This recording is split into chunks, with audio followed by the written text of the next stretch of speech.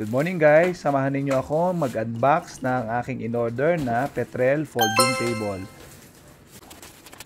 Napakahusay ng packaging. Kita mo naman meron niyang memory foam na inilagay sa magkabilang gilid para masuportahan yung shock o pressure kapag i-deliver ang product na ito.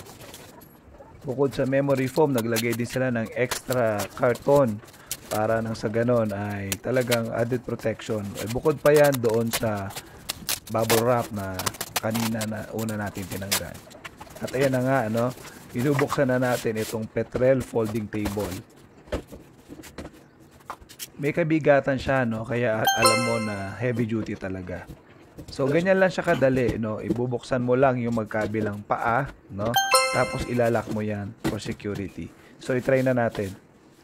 Ayan. Ang weight ko nga pala ay 76 kilo, So okay naman siya.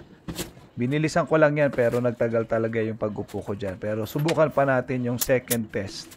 Ayan. Papataasin natin yung height ng table.